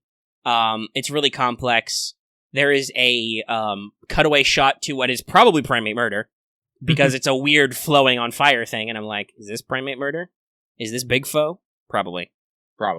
But basically he kind of outlines the beast for everybody. We had a whole episode on this, so there's no need to go over the whole of it. Just the summary of his speech is that they're evils of humanity, they're kind of they're made from us, they're things that attack us. But Gil says, I think, one of the most important lines, because a lot of people are like, oh man, if we get to Beast 7, we're fucking done. No. What does Gil say? No, they are not... Well, if you want to say it, go for it. Yeah, they're not evils that destroy humanity, but they're evils that humanity destroys. Right. He says that not to worry, they don't kill us, we defeat them. So I think it's very important because that kind of sets the tone that, like, this is not hopeless. No matter what happens, it's not completely hopeless. Which is good, because the next couple episodes are going to suck as far as that's concerned. The way I've always looked at the beasts as they're a trial, because that's basically what they are. They're a trial for humanity to reach the next step. Right, they are, because they embody, the way Gil puts it in this episode, is our bestial nature. They are things we have left behind and have to overcome. Like, if I remember correctly, they are the beasts of the counterforce. And you remember, the counterforce is a creation of the human consciousness, the collective human consciousness. They are basically the bad stuffness. Yeah. But yeah, so Tiamat's awake. It's bad. Again, Mom. But, and there's some commentary that, like, Roman comes in and drops in some news, some fucking Lamu facts. And he's like, yeah, so these things don't exist in our genetic tree anywhere. They are not related to us. They are, the reason why they register so strongly in our magical sense star is because they have magic circuits from the Age of Gods. So they're really fucking strong. And this is where they get the name Lamu, which is like, what are they? They're Tiamat's final children, Lamus, which, according to legend, were like beyond a description or something, which is why our good friend Nasu decided, let's make him fucking weird. God damn it, Nasu. Anyway, just as we're about to... Basically, we're having to have this discussion about, okay, well, I want to fight. What are we going to do next? And Gil has a very sad moment where he's like, Shizuri. Wait, no, Captain. And then, what does Fujimaru do? He's like, hold the fuck up. Stop everything. Mr. Gilgamesh, where the fuck is Siduri? And he's like, I don't fucking know. And you're just like, that's not cool. He's like, she probably got kidnapped by Lamus. And we're like, alright, well, we're gonna go help her. And Gil's like, well, I guess I never counted you as part of our military force, so you guys can go do what the fuck ever. It actually saves me the trouble of sending some of my actual soldiers to do it. Have fun. They do not have fun. Cause, man, God, this scene is brutal in so many ways. Like I said, this is a non-stop roller coaster ride of emotional destruction. There's the surrendering Lamu, which is meant to be, Siduri, obviously. Again, whoever drew that picture of Siduri laying on the ground waiting to flag fan, a pox upon your house, and a curse upon your blood. But yeah. And also I think somebody, it's still there, okay, so Max was asking about people got turned into Lamus. Yes, I believe that was the point, because remember, I think Da Vinci says 20,000 Lamus came out of the ground. I'm pretty sure those were people that had been exposed to Tiamat's, divine mud in the temple. By touching her sea of life, she is creating the new creation. Some of them are born directly from her body, but some of them are created just by dousing people in her mom goop. That's right, I went there. I made the situation worse. So, yeah. But Lamus are dickheads. They're just fucking assholes. Tearing people apart for kicks, giggling all the time. It's just... Oh, what the... It's real bad. What are you about, Lucky? What's up with you? I gotta post this in games. It's Monster Hunter stuff, so you probably aren't that interested in it. But, so and they're fighting them. Ishtar's real mad. Ketz is real mad. Everybody mad. Even Kingu is mad, because as, Mash is about to just get bodied by so many Lamus, just chains everywhere, and Kingu is like, yo, Holmes, what the fuck? What the fuck, my homies? What are you doing? What are you doing down here? This is not cool. And he kind of gets them to organize, and then we have this really big long speech where Kingu is like, these guys are inferior copies of me, but they're the new humanity, we're gonna take over for you. You guys are done. But also, it's interesting to see Kingu's pride, because Kingu is like, you guys are worse than humans right now, what the fuck are you doing? Right? Because he's like, we're supposed to be the newer, cooler humanity. It goes to show that Kingu is actually serious and about what he desires, is not just this superficial villain type, you know? Yeah, no, Kingu is serious about being Tiamat's Babu. He's like, dude, we're supposed to be the new humans. We're going to replace these motherfuckers. Why are you guys such assholes? And Lahumus are just like, blah, blah, blah, blah. He's just like, I can't talk to you when you're like this. So he has a big, long speech. Ishtar drops the bomb on him, though, that's like, dude, you're not a Lamu. You're just literally Enkidu's corpse. Literally. That's what you are. And he's like, nah, fuck you. No, Axe. That's what he's saying, though. He's saying Lahumus are such dickheads. They're even worse than how crappy humanity is. Because remember that, from Tiamat's point of view, she is something we have discarded. She is an original sin. Because humans and all creation rebelled against her, and she got stabbed to make the universe. Which is probably why this is so easy for her to just fuck around and be the ocean, because the ocean is her blood. Anyway. But the smash cut of the episode is Kingu is like, nah, fuck you. I'm me. And then Alahamu literally stabs him in the back. Dropping one of, I think, their most bold lines, which is, you are boring. Just in their slow way of speaking, I'm just like, damn, dude. And then the episode is over. Like, yeah, like I said, this is an emotionally intense 20 minutes. I'm sorry, now we're talking about Nigel Thornberry noises. Okay, I need someone to put me a fucking purple Nigel Thornberry face on a fucking Lamu. Honestly, that'll improve their looks.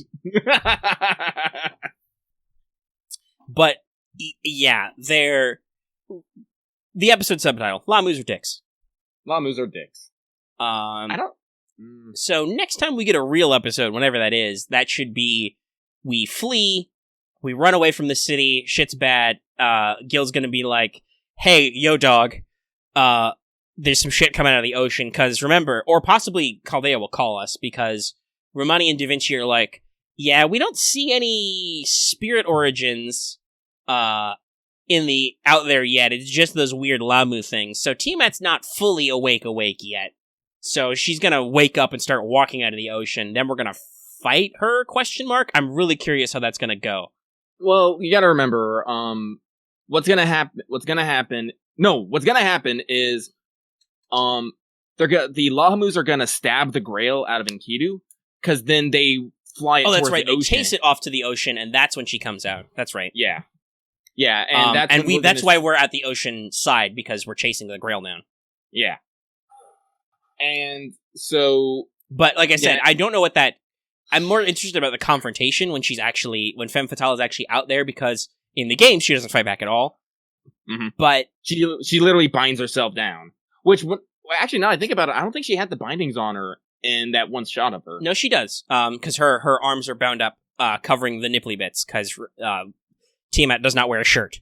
Best dragon mom.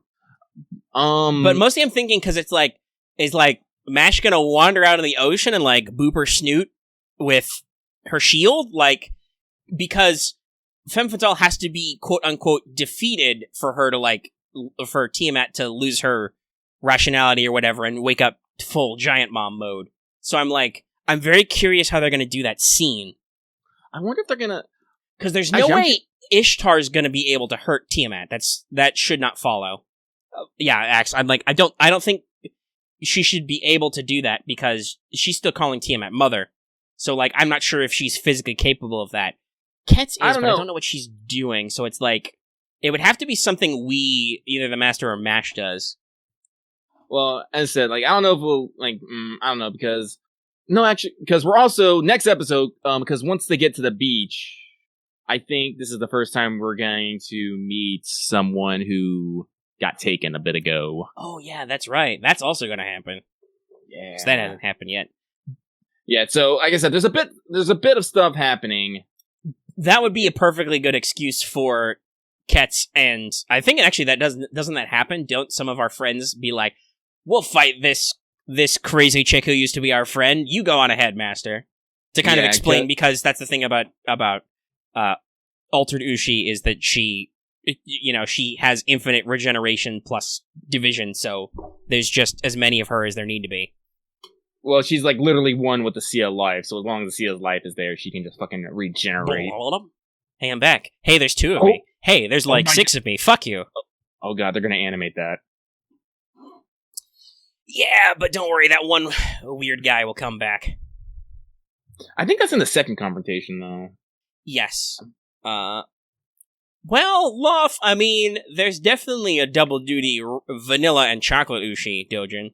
At least one, maybe 2. This is the reason I don't know, I think regardless of chocolate levels, if we're gonna use that terminology, which is also funny because of upcoming Valentines, but regardless of that, I'm pretty sure Ushi can shadow clone anyway, so. Yeah, so we got chocolates, Grail mud, Grail mud coming out of Grail, therefore Grail mud is chocolates? Question mark? It's math. Question mark?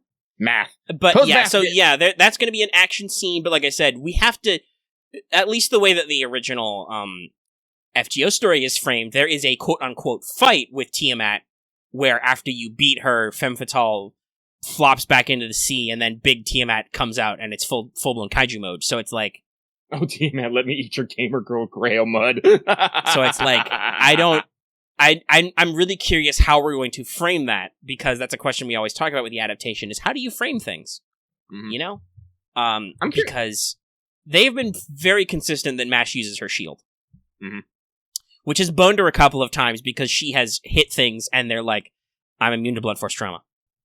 I'm hoping that they clarify something for me, because in the original game, Singularity kind of implied that maybe Tiamat was trying not to be summoned.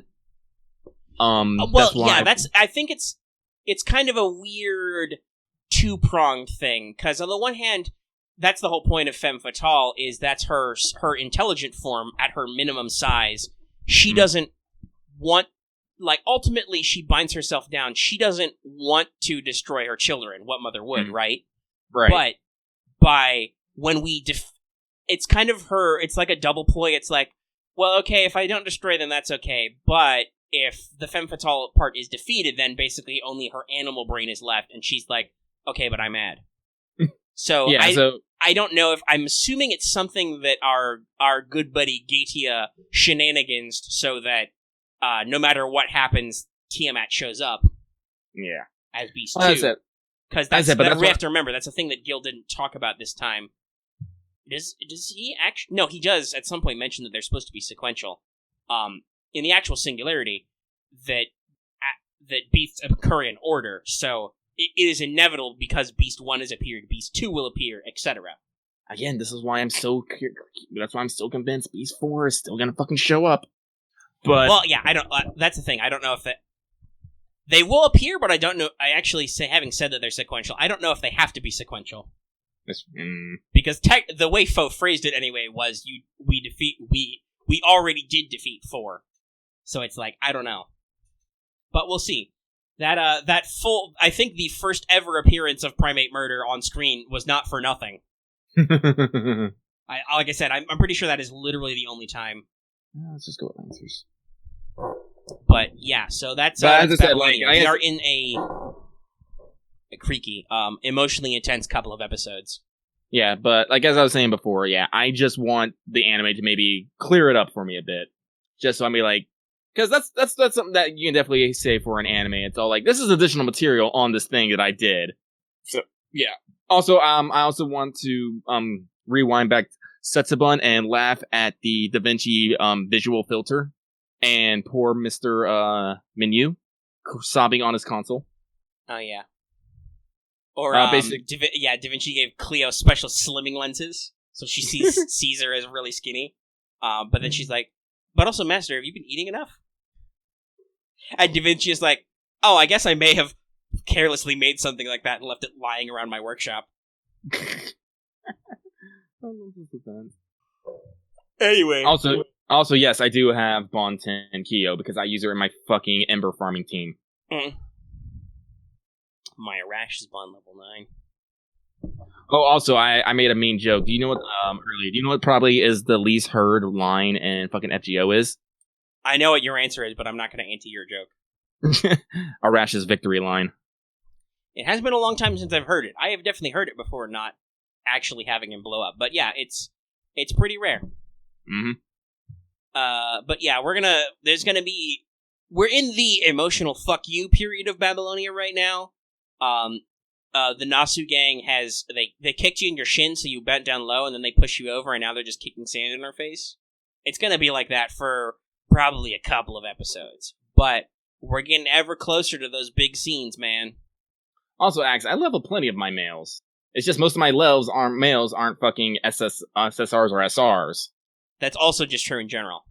Yeah. Like, I was thinking about that. Like, the class that's worse for me in Setsubun is Sabers, because why not?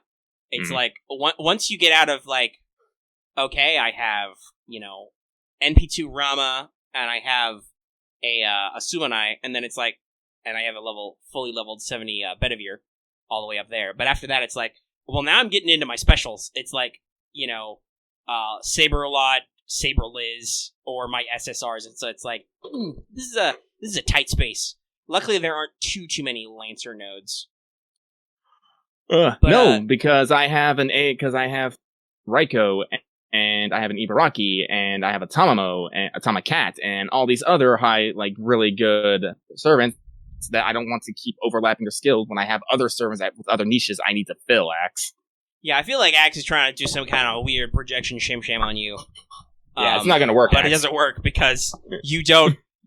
as Loth said, you are the man with a level 1 Artoria, who's NP5. Like, just, it happens. And it's true, dudes are not as thoroughly represented as ladies, not quite. And it depends on the class levels. I, for one, until recently, had no SSR Berserkers whatsoever. And I got one of each, so that's kind of funny, male and female. But I have an overabundance of male Berserkers leveled, but that's just because it took me fucking forever to roll Fran, so I was like, me and my, what am I Beowulf at? It's NP3 or NP4 kids. So he's leveled, and my Lancelot is leveled, and my Herc is leveled, but that's because of stuff. Like, do I have NP2 Herc? I might. I definitely picked him at least once for a free SR ticket. Like I said, I slowly work through my fucking servants. Because I keep getting more. Oh, thanks, Robin, for remembering for me. I mean, I can understand that when if your XP backlog is all cleared up and you haven't been rolling, I can see like, oh man, that's kind of your lack of levels reminds me of my previous pain. But Lucky doesn't do that. Nope. So that like especially that last part, that last bit you just typed Axe, that's not Lucky. He ain't that life. That's fair though. That's good on you for that. If that's something you want, if that's a goal you wanted to achieve. That is a good goal, Axe. I'm not gonna lie. I should learn that goal, but I'm dumb. Like me right now, I have decent-ish leveling. I realized I still have a few bronzes who are like criminally underleveled and need some work. Like I'm gonna upset one of our mods right now if she's listening. But my George is still level 25.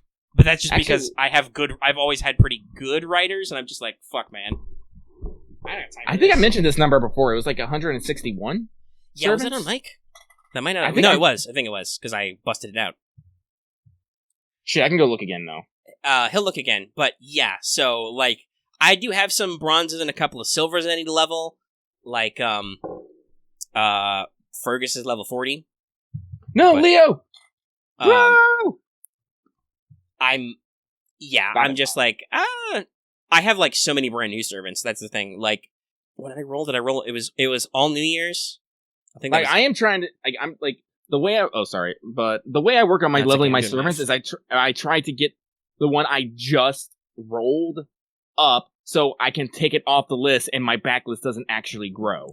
Yeah, usually if I roll a new servant that I'm tending to roll for want. I'm like, okay, I need to give you food. I need to feed you now. So, let's see. At New Year's, I got Hokusai. She's level 90. Immediately before that, I got Abigail, who's only level 80. I think while rolling for Hokusai, I got... well then, I fucked that up. I got Lobo, who's still at level 1.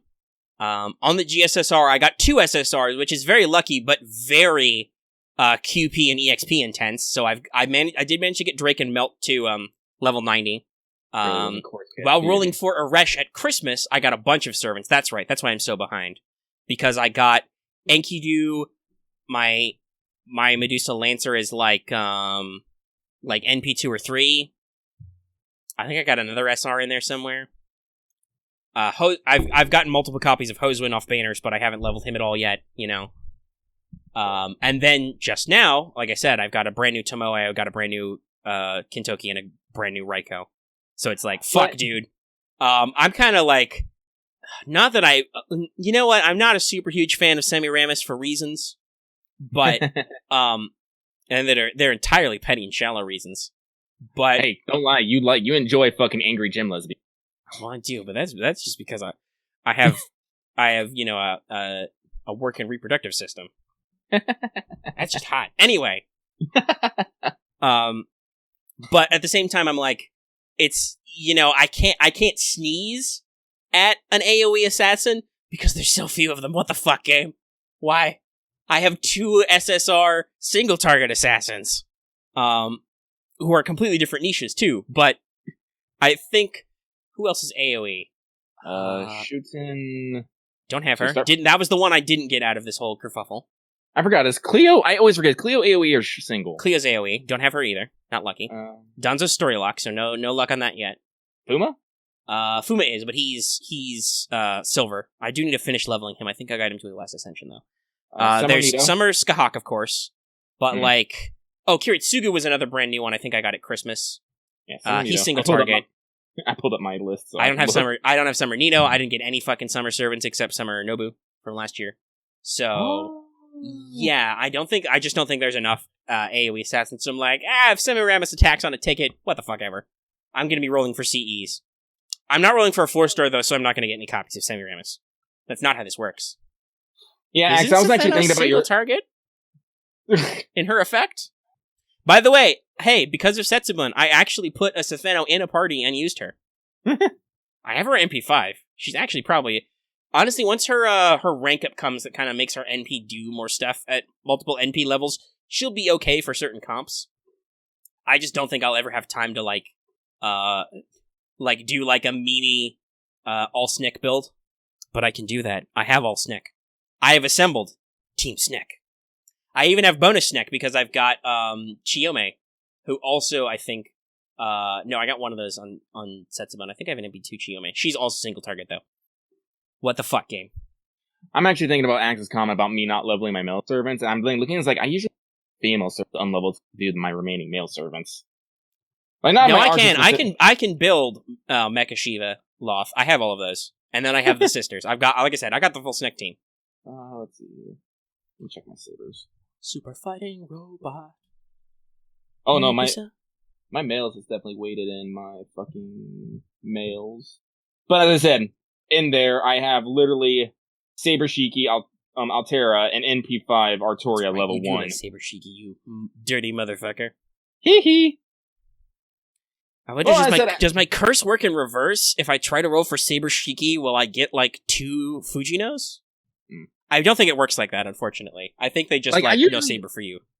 Honestly, I think I usually level my males when they're an event servant, but I do that with event servants are a big deal. I actually asked the chat this, because I got a Fion in there. He's not my first Fion. Fion is still in the corner. But because I rolled Tomoe, I told it to the community. I was like, alright, so what should I do? Do I get a rare prism? Do I get an MP2 Fion? Or do I feed him to Tomoe? And they were like, make him MP2. I'm like, he'll be a bonus servant. I'll be like, okay. Because apparently he's a bonus servant for Benny Enma, and that's gonna be a whole thing where people are like, shit, dude, I don't have the right lancers for this, and it'll be like, yo, have you tried the humble Fion? I'll be like, okay, fine, I'll break the glass that says break glass in case Fion is an event servant, and let him out of the cage. By the way, the Chaldea Park Caravan Variety Show is live. It hasn't started yet, but it's live, so it's going to be getting started soon. Well, we're almost at 2 hours, so we need to wrap this the fuck up. We've talked way too long. But that should be expected, because like I said, I'm almost certain that, well, I say that, I don't know, you might get me talking about some rando shit, but tomorrow's What's Up should be shorter, because I haven't done fucking anything this week. Let's see. I don't know, it's gonna depend on how much Lucky wants me to talk about Star Wars and Clone Wars overall, how much of me he can put up with. Mm-hmm. That's about it. That's what I've been doing while I've been playing Setsubun, is trying to catch up on the Clone Wars animated. I wonder if there's a place I can watch that. It's on the Disney Plus. I don't have the Disney... Well, actually, I know someone... Wait, no, they don't work... Oh, God, I'm so mad. My friend got a job at a fucking political campaign office, and now he's going to be making $6,000 a month. God I'm like... damn politics. I was like... I literally said this... I'm glad for you. Also, fuck you. Fair. That's what I would say. It's also, I think it's still on Netflix. I think Disney hasn't revoked their streaming rights on it. I might do that because, as I said, I need to get some Clone Wars knowledge into my brain. Yeah, it's a little... I'll talk more about it on What's Up. I've run into some confusing things about the series. And I'm not at the point where everybody says it's, really good. We're only just now starting to get to a point where the animation's starting to get, pretty crisp, and the choreography's pretty good. We're doing some fun things with the camera, but overall it's pretty good. Also, Lucky, if you do watch it, do like me, make sure to count to yourself every time there's a scene where a whole bunch of clones just fucking die. I do that a lot to myself. I'm playing Setsubun, I look up at a screen, I'm like, well, those guys are all dead, because they are. Anyway, also, he doesn't have a good track record calling short podcasts because I refuse to let him stop talking, because I am good at feeding him. Yes, but also, like I said, it will depend on how much I can ramble about a subject.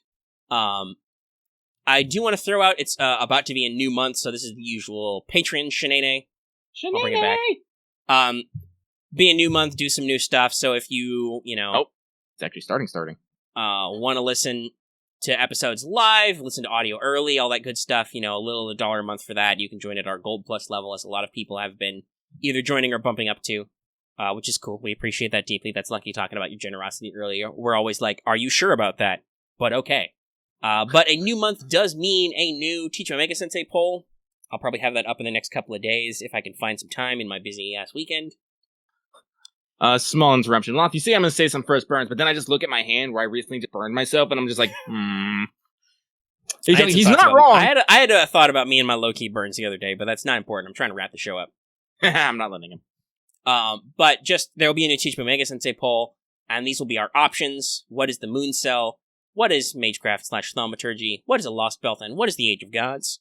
So at the 5 and up level, you can vote on those and see which wins, and next month sometime we'll get around to talking about it. So that's... Is that an FGO Sports jersey? Fuck you, man. Give me. But that's about it for the show. We're going to go ahead and leave you off here unless Lucky has any final thoughts. No, I did not make it to floor 100. I suck at this game. Good night, everyone. All right. Well, next week we'll be back. We'll be here to talk about Babylonia, maybe. We'll definitely be here to talk about whatever we think about the Valentines event, because that's starting like I said, right away. Setsubun ends like sometimes Sunday night, and then it after 4-hour maintenance, Valentines immediately begins. So there's that. I'm trying to kill this fucking berserker, and it's just ending everyone. Stop it. But there will be probably some more stuff, like this stream will result in some kind of announcement or something. Blah, blah, blah, we'll be stupid, we don't care. You guys will be hyped for like a whole week anyway. So, if you're watching this on YouTube, be sure to give us a like if you liked it. If you have any comments down below, leave them in the comment section, or hit up our Discord. That link is, as always, in the description, or in the channel page. If you're new here and haven't already, please subscribe to the channel, so you can always get our latest videos. And consider that bell for notifications, so you always know when we post a new video or when we do a stream. Sorry, I didn't stream any Ace Combat this week. Like I said, all Setsubun all the time. Oh, actually, if I want to talk real quick, because I'm gonna continue faffing. I didn't know, because this is actually a little bit important. I do know I said I was gonna be streaming more, and I was planning on streaming Setsubun. Unfortunately, because I work a full-time job, I use my phone the entire fucking time because I can listen to music. And, unfortunately, that uses my battery, and I get home, and I only have, 30%. Like, people are watching me stream right now, and they can just keep seeing 5% left, 5% left, 5% left. I'm just like, I need to figure out a way to not kill my battery. So, Lucky now needs to invest in battery packs. And battery packs, or a new charge cord, at least. Oh, shit, it's this guy. Sorry. On the Variety Show, Arash's VA is on the Variety Show. What's happening now in the chat? I don't know. Nothing happened. I'm sleeping. All right. It's over. We fasted the outro. The outro's over. The show's done. Go home, everybody. Why are you still here? Smoke bomb!